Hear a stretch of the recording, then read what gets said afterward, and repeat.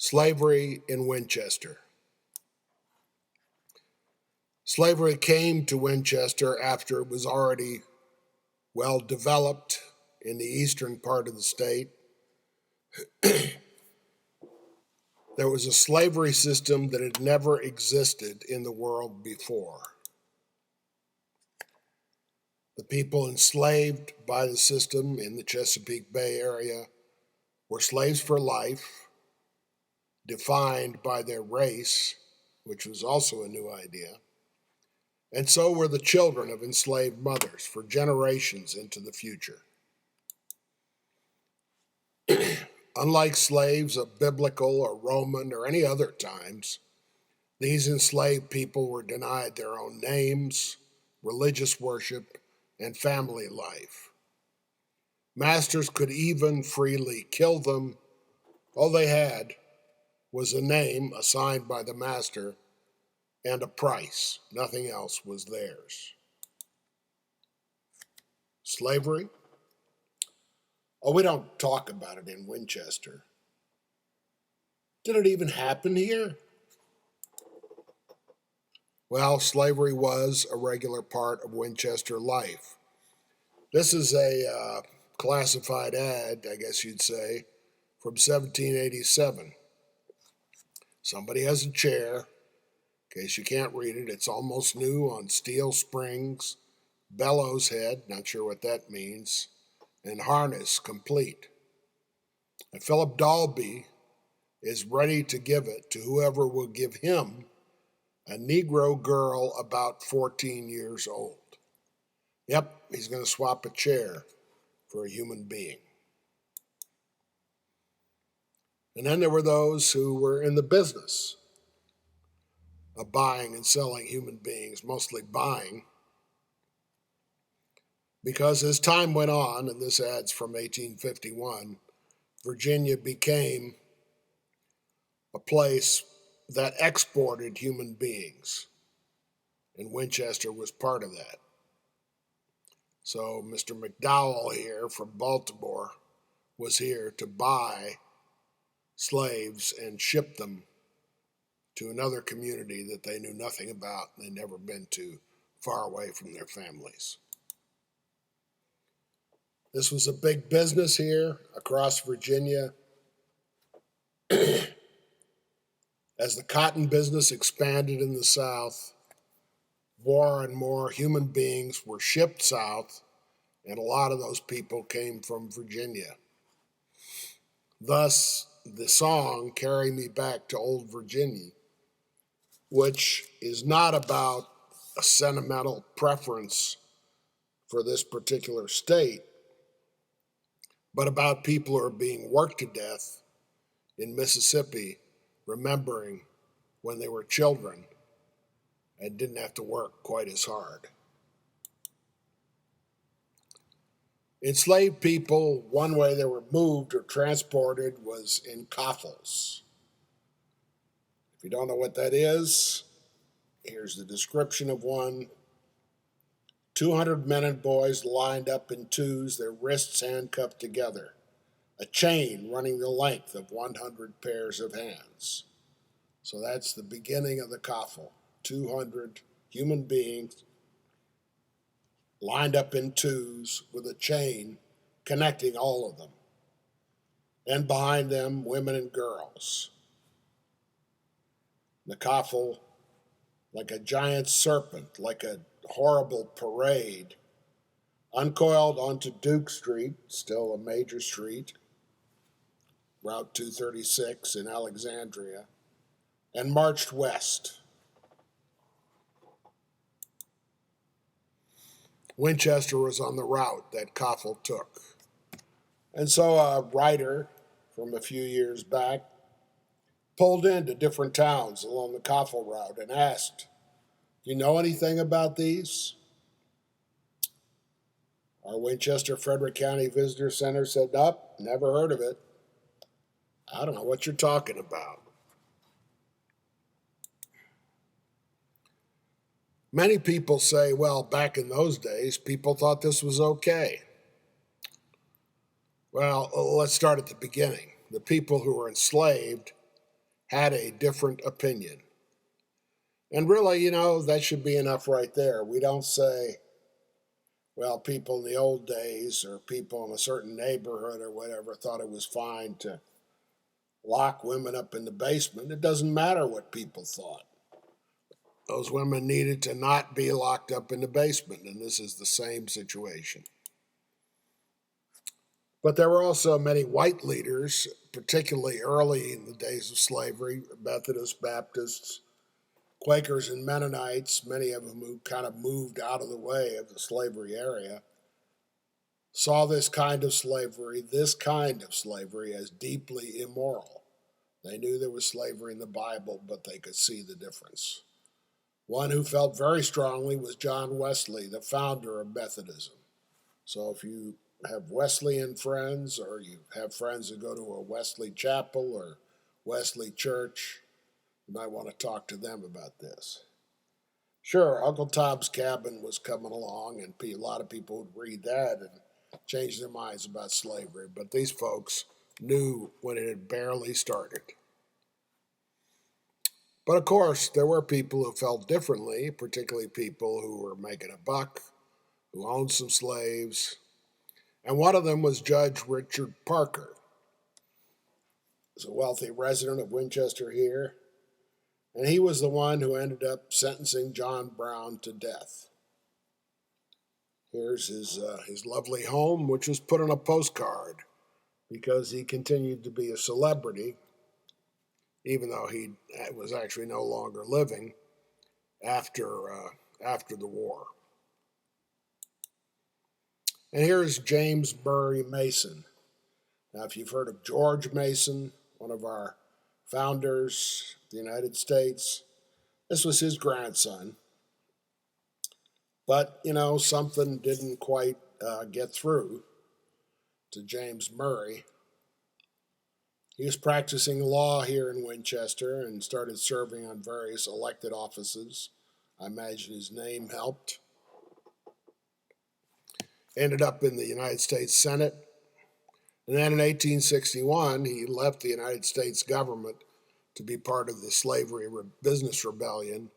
They sent him to Europe to represent their interests there. But while he was still a senator, he wrote the Fugitive Slave Act. That gave slave owners the power to pursue enslaved people across state lines. This was, of course, frightening to those who had left their positions of slavery, but it was also kind of disturbing to Northerners. It also set federal penalties for those who might help the slave. You might think there's a biblical injunction to help people, strangers, people who are suffering, people who are in danger. But if you followed that biblical injunction in this case, you're looking at a fine of $1,000, a lot of money in 1859, and imprisonment not to exceed 6 months. Many white people in the North who weren't that concerned about slavery really didn't like this. Now, there was a federal law that overruled their state's courts, their state's positions, and said the slave owners could come in, kidnap, and take away residents of their state. And of course, there was more than one case where the slave nappers took somebody who was not originally their slave. Just took a random black person they liked the look of. So Northerners, even if they'd been really ignoring or comfortable with slavery for a long time, kind of felt this was pushing it. But contrary to what you may have heard, the Southern slave owners were not concerned about the rights of the other states. They had federal power in their hands and they meant to use it.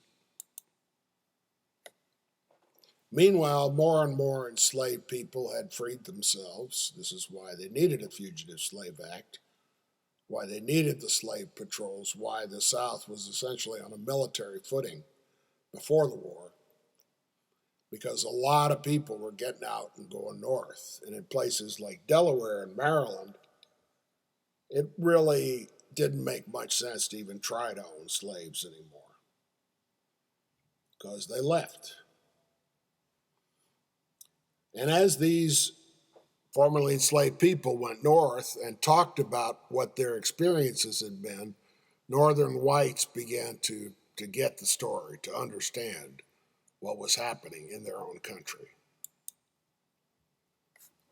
Meanwhile, bouncing back and forth here, Winchester was not far from Harper's Ferry.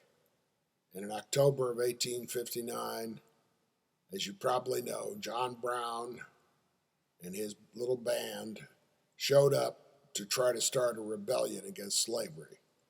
It didn't work out. The slave owners said Brown was just a thief.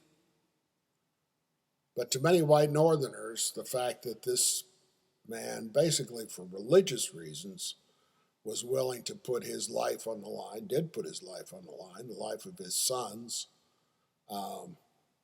in order to free slaves, free enslaved people, was pretty impressive. And a lot of people were moved against slavery by his action.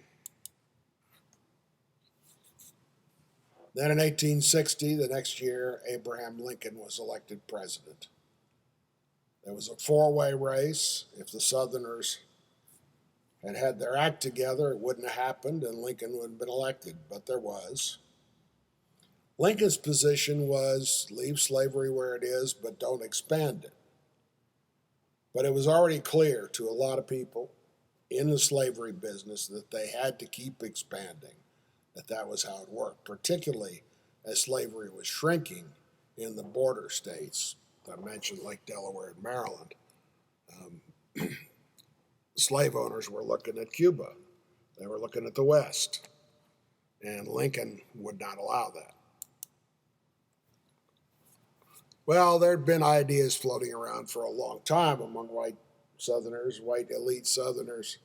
There'd even been a book or two written where they talked about forming their own country devoted to the slavery business.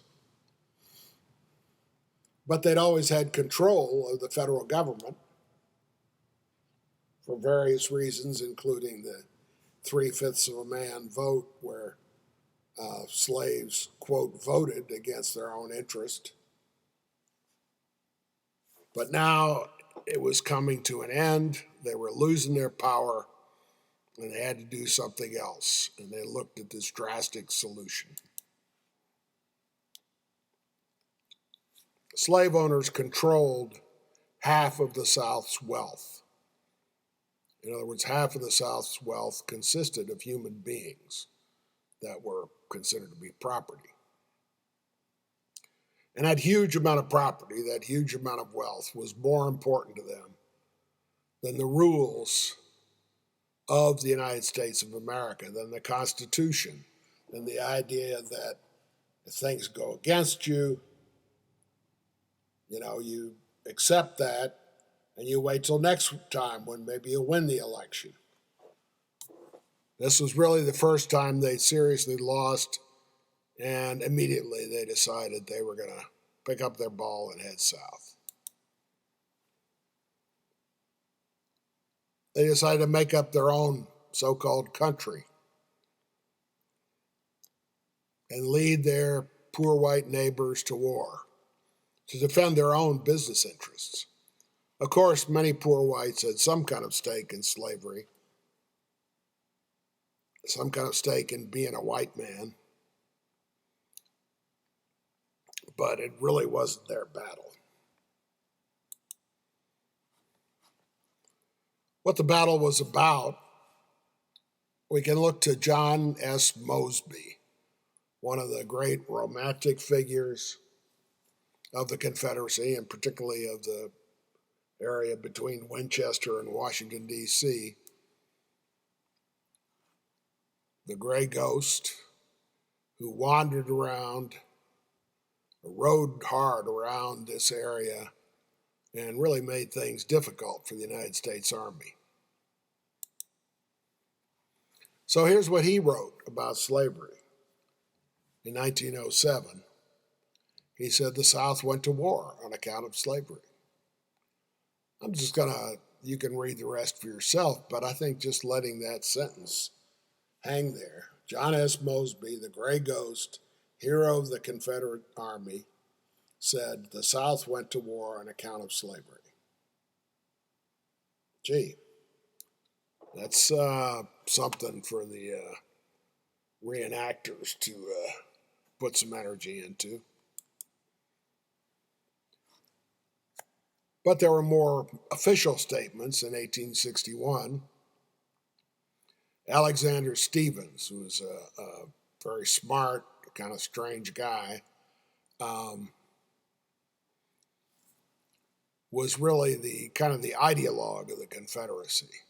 But he said this in public. Nobody, told him he was wrong. Nobody disagreed with it. He said the immediate cause of the war, of the secession, was the question about African slavery. That was what caused it all. So he said it, and he said it before the war got going.